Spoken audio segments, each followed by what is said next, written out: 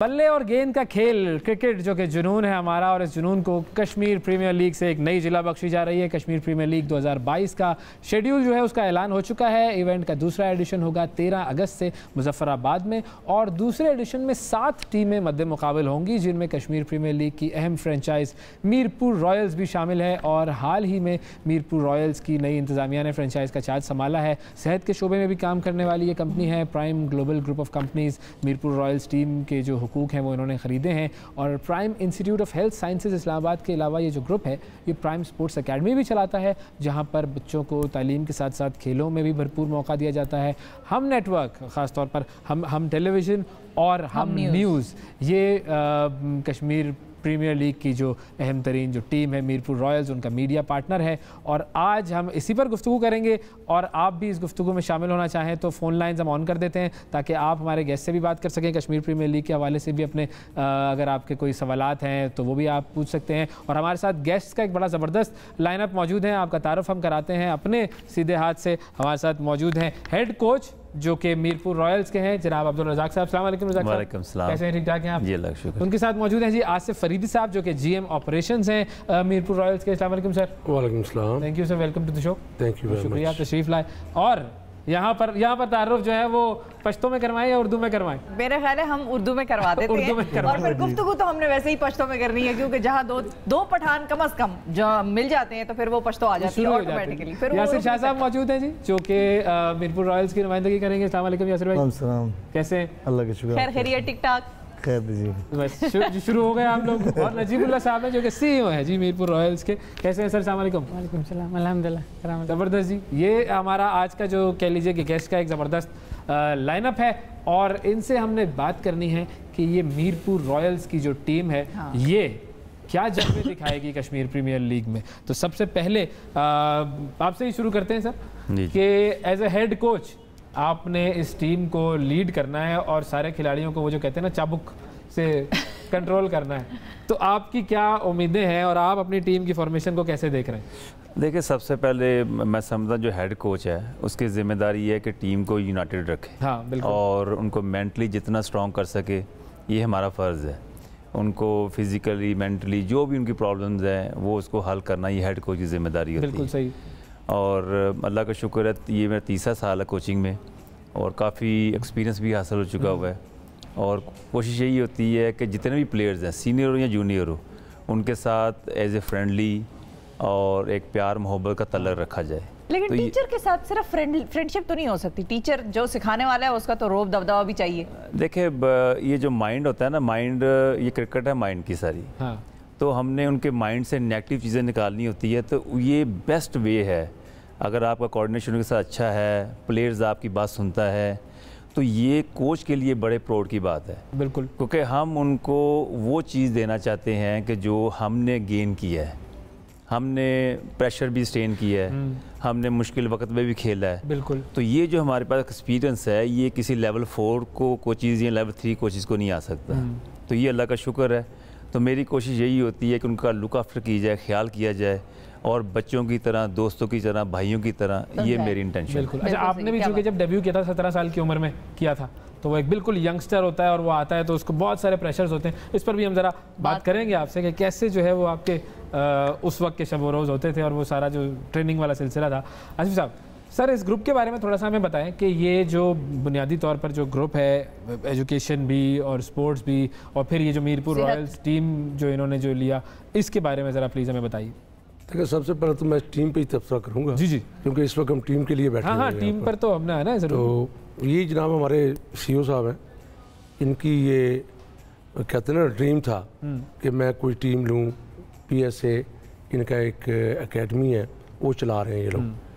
तो उसके बाद इन्होंने सोचा कोई टीम लें, और इस पोजीशन पे जब इन्होंने टीम ये ख़रीदी है, अब जो इनके ड्रीम है, क्योंकि ये टीम है क्या है, मीरपुर रॉयल्स। तो इसका एक हमने स्लोगन बनाया हुआ है, प्राइम टीम रॉयल ड्रीम्स। क्या बात है, ठीक है। और इसका उस हिसाब से ही, उसी पोजीशन के हिसाब से हमने अपने जितने प्लेयर्स हैं उनको उसी तरह प्रोवाइड किया हुआ है। सरीना में ठहराया हुआ है, इस्लामाबाद के में प्रैक्टिस करा रहे हैं। सही है। जो बेस्ट जो हम फैसिलिटीज दे सकते हैं वो हम इनको प्रोवाइड कर रहे हैं, ज़बरदस्त, जो हमारा काम है। तो बाकी तो अब रज़ाक साहब हो गए या मलिक साहब हैं, उनके हैं, और हमारे मिंटोर वसीम अकरम साहब हैं, उनका है कि ये किस तरह टीम को साथ लेके चलते हैं।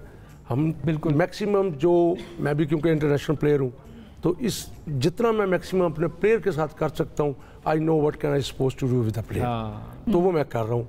तो बाकी तो अब देखें, टीम तो हमने बना दी है, टीम हमने एक ऐसी बना दी, अब देखें ऊपर से हमने एक अम्ब्रेला दे दिया बच्चों को कि मिंटोर वसीम अकरम, हेड कोच रज़ाक साहब, मलिक शोएब मलिक कप्तान, फिर उसके बाद यासिर शाह बेस्ट दुनिया के फास्टेस्ट 3 विकेट हासिल करने वाले, फिर उसके बाद आ जाए हारिस सुहेल, फिर हमारा जो कश्मीर का किंग मैं कहूँगा उसे सुलेमान इरशाद, ठीक है।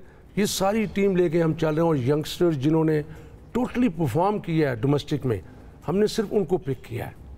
और ये अभी जो नेट प्रैक्टिस 3 दिन की है, और मैं अपने कोच को रियली अप्रिशिएट हिम कि इसने really very very hard work he did it there. और उसके बाद जब कल रात को हम बैठे हैं तो इनके पास पूरी पिक्चर थी। अच्छा, this is the very good thing. ये तो कोच का काम ही यही है ना कि वो पूरी पिक्चर थी इनके पास, बिल्कुल पूरा प्लान देके प्रैक्टिस कराते हैं।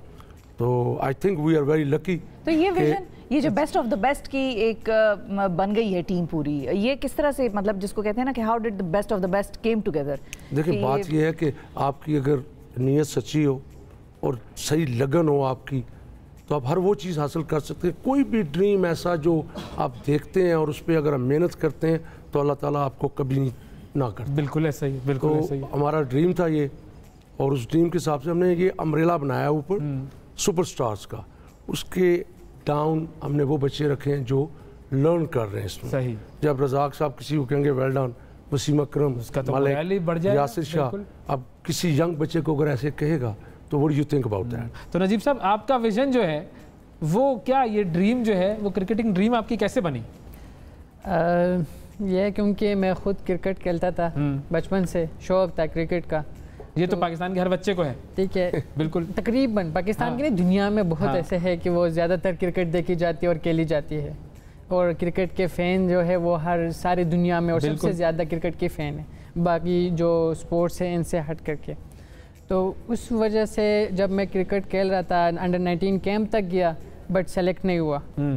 वो आपने कहा बस अब मैं अपनी टीम बनाऊंगा, हो जाए। नहीं, मैंने ये नहीं कहा कि टीम बनाऊंगा, मैंने उस टाइम ये कभी नहीं सोचा था कि मैं टीम बनाऊंगा, बट मैंने माइंड में ये ज़रूर रखा था कि मैं प्लेयर डेवलपमेंट प्रोग्राम स्टार्ट करूंगा। ओके। जहाँ पे जो हमारे प्लेयर्स को फैसिलिटेशन नहीं मिलते और वो सेलेक्ट नहीं पाते, तो वो फैसिलिटी मैं दूंगा कि वहाँ से किसी प्लेयर्स ऐसे वापस ना जाए, और क्रिकेट में एजुकेशन लेके आऊँगा कि अगर कोई प्लेयर वहाँ 3, 4, 5, 6 साल क्लबों में प्रैक्टिस करते रहते हैं, क्लबों में मैच खेलते रहते हैं और उनको मौका नहीं मिलता, तो उनके पास पीछे क्या होता है, या तो वो जाके मंडी में मजदूरी करते हैं, या तो वो जाके मूची का काम कर रहे होते हैं, या तो कोई जाके बाहर कोई और काम कर रहा होता है, उनके पास कोई एजुकेशन नहीं होती।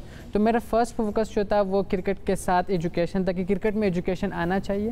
अगर कोई फॉर एग्जांपल क्रिकेट क्लब्स है, जितने भी हमारी एकेडमी है पाकिस्तान में, मैं सबसे रिक्वेस्ट भी ये करूँगा कि हम एक साथ मिल करके इस क्रिकेट में एजुकेशन लेके आएँ, ताकि जो स्पोर्ट्समैन एकेडमी से निकलता है तो कम से कम उनके पास इतना नॉलेज हो कि वो कल को अगर सेलेक्ट नहीं होता इस लेवल तो पे, कुछ और काम कर सके, तो कुछ और काम कर सके। सही, ये क्योंकि पेरेंट्स भी रोकते हैं, कंटिजेंसी प्लानिंग आपने बना कर दी है उनके लिए। सही है। और ये जो ग्रुप है जो कि स्पोर्ट्स एकेडमी भी चला रहा है और हेल्थ से भी वाबस्ता है, ये जो है, लेकिन ये बड़ी अलग अलग डोमेन्स है। एक तरफ हेल्थ है बिल्कुल ही डिफरेंट, डॉक्टर और वो सब चीजें, और एक तरफ फिर खेल कूद है। ये मतलब कैसे कॉम्बिनेशन कैसे बनता है? ये तो बेस्ट कॉम्बिनेशन है, ये तो बेस्ट कॉम्बिनेशन है। अगर आपके ग्राउंडाबाद होंगे तो फिर इन्होंने दोनों को कर लिया, और फिर इसके साथ देखें कि सबसे बड़ा हाथ एजुकेशन को टॉप पे रखा। बिल्कुल, ये बड़ी चीजें ये चला रहे हैं। अब बात करें हमारे इनसे, ये आपको और फर्दर बताएंगे। ये आपने book prime global group of company की बात जी,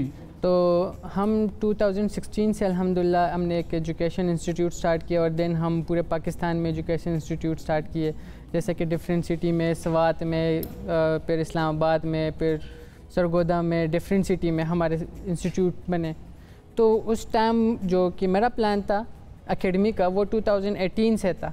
अच्छा। और फिर आहिस्ता आहिस्ता इस पर मैं वर्क कर रहा था, बट एजुकेशन फील्ड में था तो मैं इतना टाइम क्रिकेट को नहीं दे सकता था, क्योंकि डेफिनेटली क्रिकेट एक टाइम ज़्यादा चाहिए होता है आपको, तकरीबन कोई 8 to 9 आवर तो पूरी ज़िंदगी लग जाती है। बिल्कुल, अगर आप वहाँ नहीं दे सकते तो फिर आप क्रिकेट नहीं खेल सकते या आप क्रिकेट में काम नहीं कर सकते। ऐसा ही। तो मैंने उसको थोड़ा सा डिले इसलिए किया कि एजुकेशन में थे, बट ये हमारा ज़रूर था कि 2018 से ये प्लान बना हुआ था और हमारा माइंड यही था कि हम क्रिकेट पे काम ज़रूर करेंगे।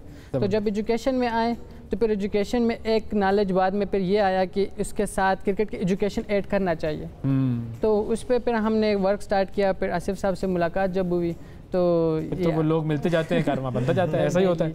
यासिर भाई से आपकी तरफ आए, मीरपुर रॉयल्स के साथ आपका जो सफ़र है उसको आप कैसे देखते हैं? एक तो ज़ाहिर है एज अ सीनियर प्लेयर, और जब यंगस्टर्स के साथ खेल रहे होते हैं तो वो उनकी नज़रें आपकी तरफ होती हैं और आप उनको देख रहे होते हैं कि वो क्या कर रहा है और उसकी परफॉर्मेंस को भी जज कर रहे होते हैं। तो ये कैसे कॉम्बिनेशन बनता है? ये देख ले, हमारी टीम के मीरपुर रॉयल्स का जो कॉम्बिनेशन बहुत अच्छा बना हुआ है। हमारे पास कश्मीर के यंगस्टर्स भी हैं जो 4-5 लड़के हैं, क्योंकि हमारी टीम में देख ले सबसे ज़्यादा कश्मीर के लड़के हैं। हाँ। 5 से 6 लड़के हैं। तो ये कि अच्छा कॉम्बिनेशन बना हुआ। और मेरा ये कि मैं पहले साल खेल रहा हूँ KPL में, तो ये मेरे लिए मैं ख़ुद भी बहुत एक्साइटेड हूँ कि मैं पिछले साल इसलिए नहीं कि मैं टेस्ट मैचेस खेल रहा था। तो पहले एडिशन मैंने मिस किया था। जिस तरह इनका मैनेजमेंट का पहला साल, इस तरह मैं भी KPL तो बस आप भी नहीं तो सब साथ शुरुआत करेंगे इस सारे सफ़र की। आपकी एक्सपेक्टेशंस वैसे क्या है मीरपुर रॉयल्स को, जब आप एज एन ओवरऑल देखते हैं, एक बर्ड्स आई व्यू अगर आप लें, टीम में ये है, ये बच्चा है, ये है, फिर अब्दुल रज़ाक साहब की जो है वो कोचिंग होगी, वसीम अकरम है, तो इस तरह से पूरी टीम को आप किस तरह से देखते हैं कि ये कितनी अच्छी परफॉर्म कर पाएगी? हमारी कम्बिनेशन बहुत अच्छी बनी। अगर आप देख ले, हमारे स्पिन डिपार्टमेंट अच्छा है। माद वसीम है, मैं हूँ, एक और लड़का है छोटा, उसका कश्मीर का है, वो चैनमैन है। तो वो हमारी ये स्पिन डिपार्टमेंट बहुत अच्छा है। फिर आप देख ले फास्ट बॉलर भी हमारे अच्छे हैं। इरशाद है, 1-2 लड़के और यंगस्टर आए हुए हैं, तो वो भी अच्छे फास्ट बॉलर, एक सियालकोट का फास्ट बॉलर है। तो अब आप अगर बैटिंग साइड पे भी जाए तो आपके पास एक्सपीरियंस प्लेयर्स है। शुएब मलिक है, आरिफ सोहेल है, माद वसीम है, वो भी बैटिंग करता है। तो ये अखलाक है जो डोमेस्टिक में अच्छा खेलता। हमारे गुड बैट्समैन है, लाहौर से, सेंट्रल पंजाब से खेलता है। तो हमारी कम्बिनेशन बहुत अच्छी बनी हुई है और इंशाल्लाह अच्छा नजर आ रहा है वैसे आप लोग। जी। अच्छा, आपकी अगर हम क्रिकेट की बात करें तो आपने फास्टेस्ट जो है वो 50 विकेट्स भी ली थी जी, फिर 100 भी, फिर 200 भी टेस्ट क्रिकेट में फास्ट। ऐसी जल्दी क्या थी आपको भाई? ये तो बस मैं ये कोशिश करता था क्योंकि मैं हर मैच के लिए प्लान करता था कि मेरा आखिरी मैच है, तो उसमें मतलब ये कि मैं उसमें इतना जोर लगाता था हर मैच में कि मैं चाहता कि यही मैच, अगर ये मैच गया तो मेरा मतलब ख़त्म हो जाएगा। तो ये कि जब आखिर में देखता तो रमीज़ भाई मुझे अक्सर कहते थे, जब कमेंटेटर थे तो मुझे कहते थे कि आप क्या सोचते हो? हाँ। मैंने कहा मैं कुछ नहीं, मैं मैच का सोचता हूँ कि मैच में मैं क्या कर रहा हूँ अपनी टीम के लिए। तो कह रहे आप इतने रिकॉर्ड्स बना रहे, इतने आउट कर रहे। मैंने कहा मैं तो सोचता भी नहीं हूँ कि मैंने कितने आउट किए हैं, कितने नहीं किए। आपको सईद अजमल का शुक्रिया अदा करना चाहिए वैसे बड़ा।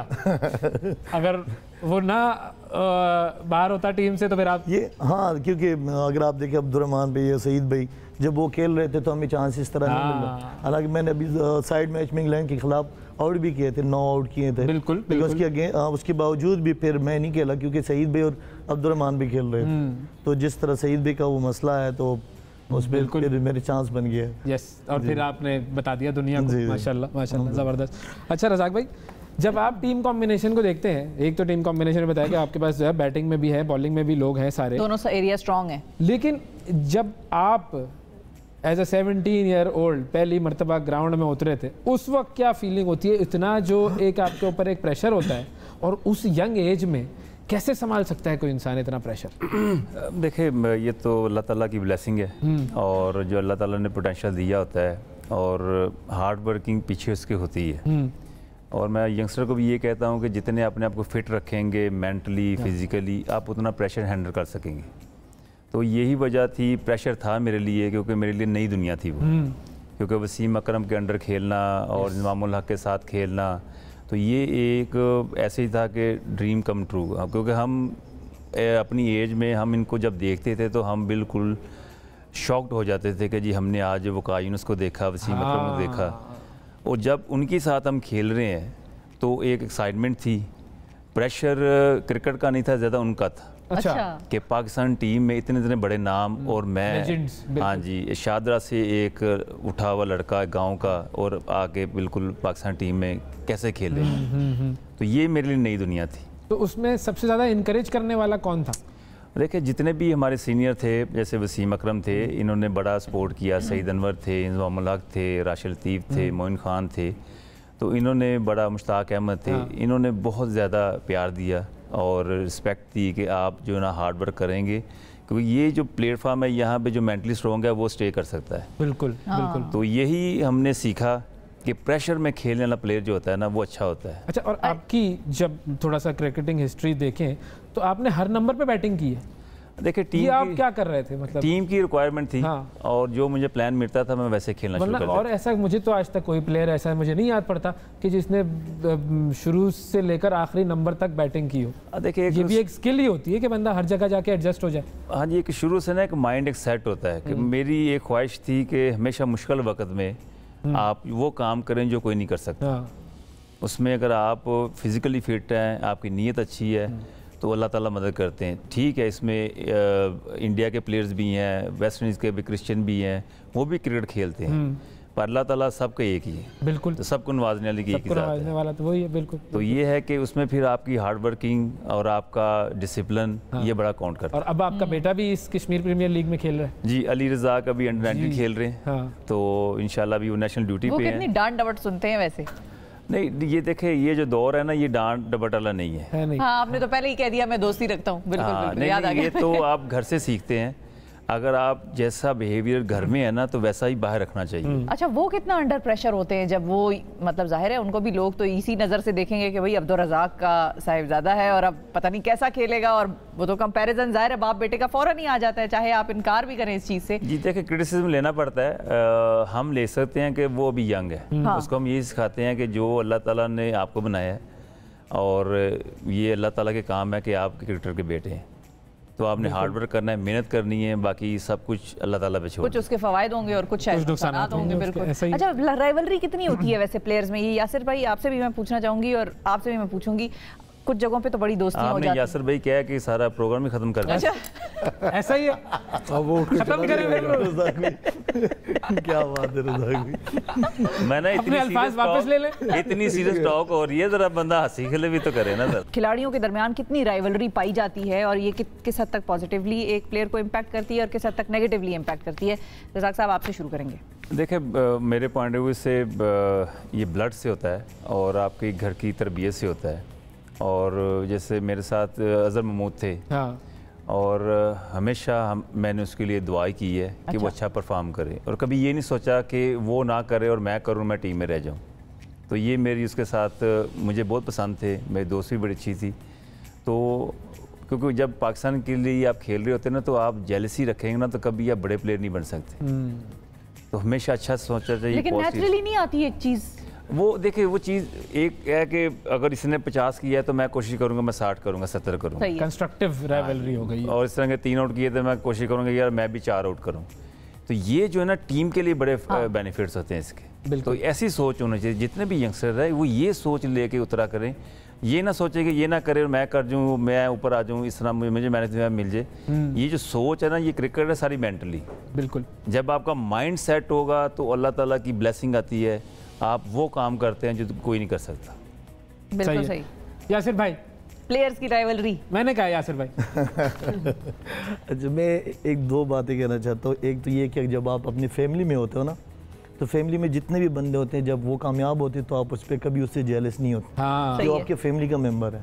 तो हमारी ये कि जब लेकिन आप अगर टीम से बाहर हो, हम पाकिस्तान और वो टीम के अंदर हो, पाकिस्तान और आपका दिल ये चाहे कि मैं प्लेयर तो अच्छा नहीं बात पूरी करने देना, आपकी बात का जवाब दे देता हूँ। एंकर देखें, एंकर भी आपकी बात का जवाब दूंगा, आपके बात का जवाब दूंगा।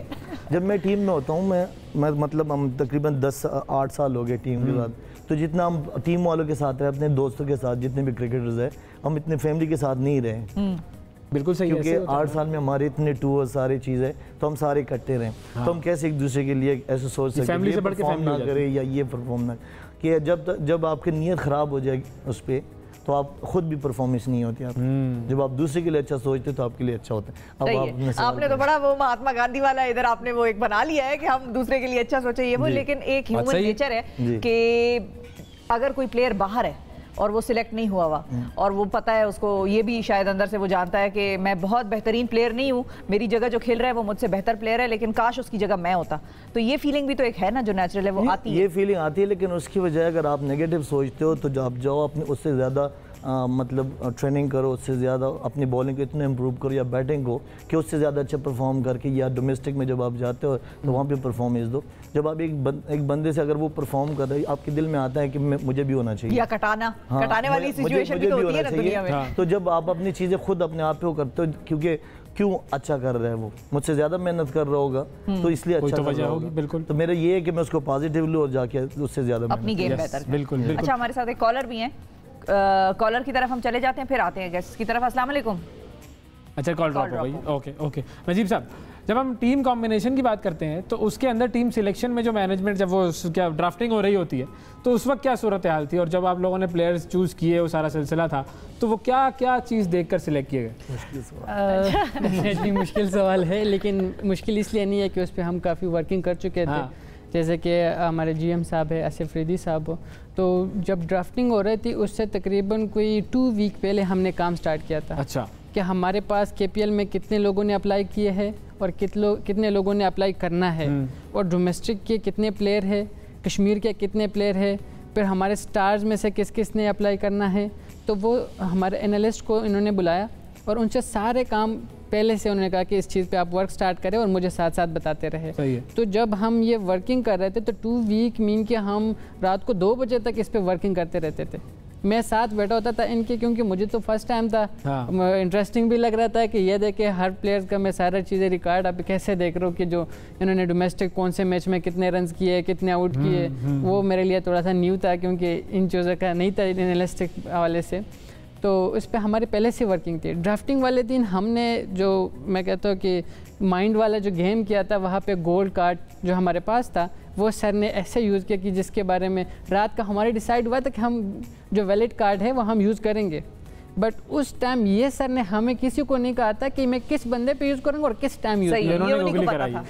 ये उन्होंने गूगली कराई। आप बताइए आपका फेवरेट कौन है इस टीम में? लेकिन बात ये है कि एक हमारा स्टार है, उसका मैं नाम लेना भूल गया था, वो जो मीरपुर रॉयल की वजह से KPL में आया। अच्छा। इमाद वसीम।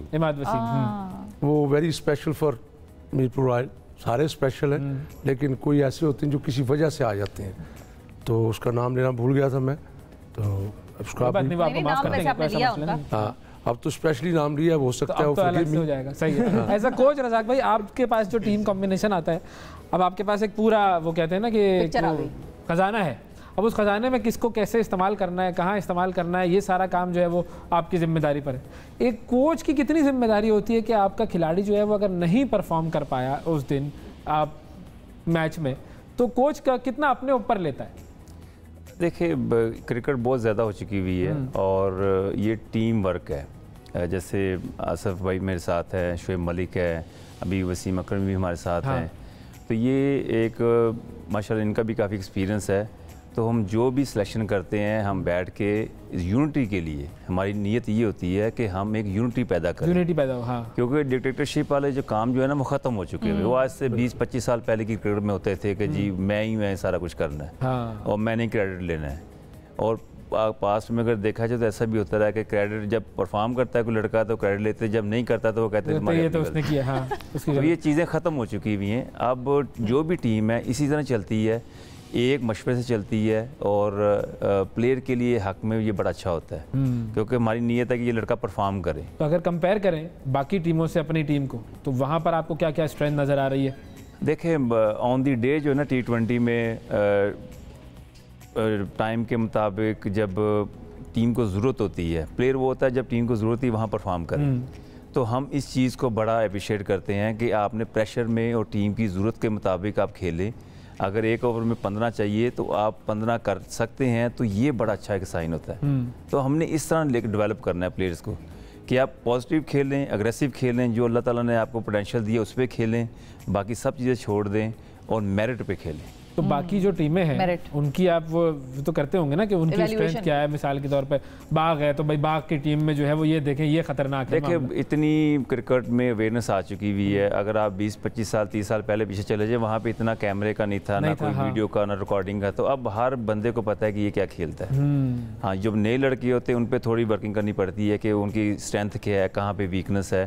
पर अगर देखा जाए हुसैन तलत है या अहमद शहजाद हैं या कामरान अकमल है, तो मैं नहीं समझता कि किसी को बताने की जरूरत है इनको कहाँ पे बॉलिंग करनी है। अच्छा, अब नए लड़के पे मेहनत ज्यादा लगती है या पुराने प्लेयर पे? क्यों, एक पुराना प्लेयर है वो आपका एसेट है और उसने बहुत कुछ सीखा हुआ है और आपका दिल चाहेगा कि आप उसको मजीद सिखाएं ताकि वो और बेहतर करे, और एक नया खिलाड़ी है जिसको कि शुरू से फ्रॉम द स्क्रैच बनाना है, तो ज्यादा मेहनत दोनों में से किस पे लगाते हैं? केपीएल का जो प्लेटफॉर्म है ना, ये वो स्टेज है जहाँ पे ऑलमोस्ट प्लेयर डेवलप हुआ होता है। जैसे भी है, अगर आप अंडर 13, 16 या 19 में जाए, वहाँ पे आपको ज़्यादा मेहनत करनी पड़ती है, प्लेयर के साथ टाइम गुजारना पड़ता है, उनको प्रैक्टिकली हार्ड वर्क करवाना पड़ता है कि उसको उसके साथ मिल के नेट में, ग्राउंड में आपको उतरना पड़ता है। तो अल्लाह का शुक्र है हमारे में एनर्जी है, तो हम ग्राउंड में उतर सकते हैं, क्योंकि हमारे पेड़ कोई 6 इंच बड़े नहीं है। हाँ। और हमारी कोई 60-65 साल के नहीं है कि हम घबराएं ग्राउंड से निकलने। उम्र का वैसे तस्करा नहीं करना चाहिए। किसका? उम्र का कोई मसला नहीं, करें बाकी आप बात करें, उम्र पे ना आइए। देखे ना आसिफ भाई, देखे ना वो,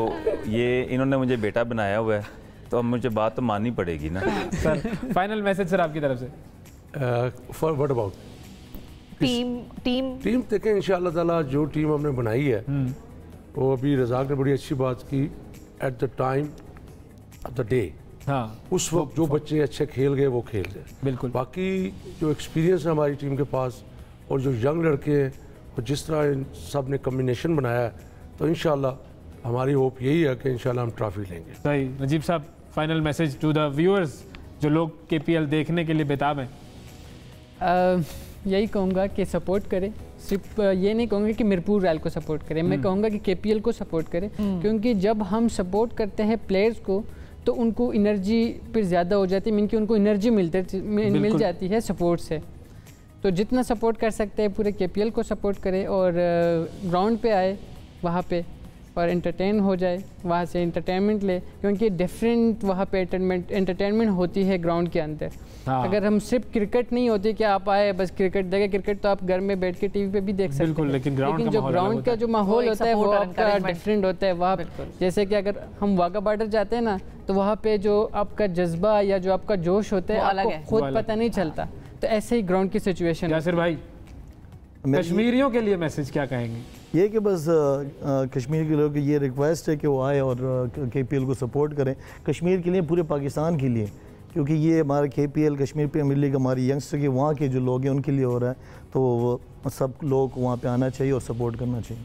बहुत शुक्रिया अदा करेंगे आपका, या नजीब साहब, नसीर साहब आपका, रज़ाक भाई आपका भी बहुत बहुत शुक्रिया। आपके कंधों पर ये जिम्मेदारी है, हम मॉनिटर करते रहेंगे कि मीरपुर रॉयल्स क्या करती रही है और सारी फिर तबसरे और तज्जिए होंगे फिर इधर। नहीं, मीरपुर रॉयल की सबसे अच्छी बात ये है कि जितने भी यहाँ क्रिकेटर्स हैं, आसिफ भाई का बड़ा एक्सपीरियंस है, वसीम भाई का है, शोएब मलिक का है, अमाद भी हैं हमारे साथ, तो ये है कि हम एक सोच हो के जब इकट्ठे होंगे तो इंशाल्लाह ताला अच्छे रिजल्ट आएंगे। इंशाल्लाह। थैंक यू सर, बहुत शुक्रिया आपका। नाजरीन, मीरपुर रॉयल्स और हम टीवी और हम न्यूज़ का साथ है और कश्मीर प्रीमियर लीग बस आगाज़ हुआ ही चाहता है, तो बस आप लोग अपनी स्क्रीन से जुड़े रहिए, कश्मीर प्रीमियर लीग को देखते रहिए, मीरपुर रॉयल्स को देखते रहिए और हम आपको बताते रहेंगे कि ग्राउंड में क्या क्या हुआ है। आज के प्रोग्राम में इतना ही, आपसे फिर मुलाकात करेंगे, उस वक्त तक के लिए इजाज़त दीजिए। अल्लाह हाफ़िज़।